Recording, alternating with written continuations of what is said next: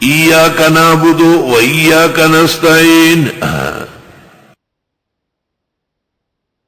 ہم آپ ہی کی عبادت کرتے ہیں اور آپ ہی سے مدد مانگتے ہیں۔ بھئی رمضان شریف کے روزے پورے ہو جاتے تو شوال کے 6 روزے رکھتے۔ صحیح مسلم میں اور ترمذی وغیرہ میں روایتیں ہیں کہ سال بھر کا ثواب ملے گا، مگر ابو حنیفہ امام سے کراہیت مروی ہے کہ شوال کے 6 روزے نہ رکھے جائے،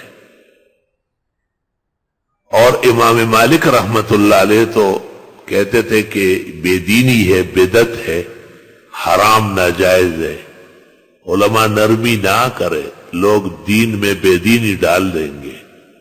موطا امام مالک صفحہ 256۔ اور امام بخاری نے بھی اس کی تخریج نہیں کی سعد بن سعید کی وجہ سے۔ تو اس کو کہتے ہیں حدیث منکر قرن اول میں، پہلی صدی میں جو روایت ساقط ہو چکی ہے۔ نفس روایت ہے تو کتابوں میں ملتی ہے، مغرب سے پہلے بھی 2 رکعت ہے، لیکن ائمہ اربعہ کا تقریباً عمل متروک ہے، الگ تحقیق شافعی و احمد کے ہاں بھی نہیں۔ اور بخاری میں ام المومنین عائشہ فرماتی ہے ما دخل رسول اللہ صلی اللہ علیہ وسلم بیتی بعد ما صلی العصر الا صلی رکعتین، حضرت نے جب بھی عصر کی نماز پڑھی اور میرے گھر آئے 2 رکعت ایک طرف ہو کے پڑھ لیتے تھے۔ صحابہ جب مسائل اکٹھے کر رہے تھے اور یہ بات آئی تو سر پکڑ کے بیٹھ گئے۔ ام المومنین کی خدمت میں طویل قصہ ہے بخاری میں، آدمی کو بھیجا کہ ہم نے تو یہ سنا ہے کہ پیغمبر عصر کے بعد نفل منع کرتے تھے، آپ روایت کرتی ہے۔ بی بی نے کہا مجھے ام سلمہ نے کہا ہے۔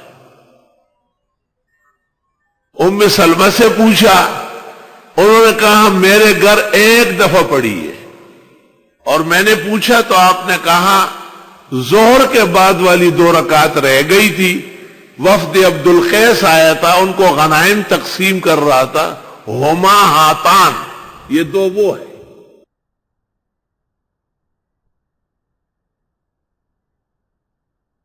تو میں ایک گزارش اور کرتا ہوں، گھبرائے نہیں آپ، تسلی سے رہے، ساڑھا پلہ بھاری ہے۔ کہتے ہیں جی حدیثوں میں تو آ چکا ہے۔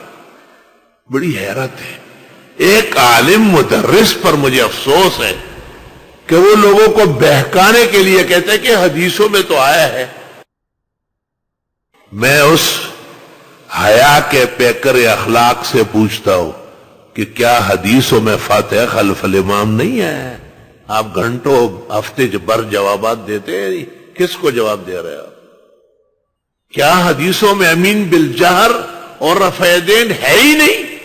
پھر تو معاذ اللہ ائمہ ثلاثہ، اللہ نہ کرے غلط رخ پہ، کہ ہم تو مانتے ہیں کہ یہ 4 امام برحق ہے، ہمارا مذہب راجح ہے،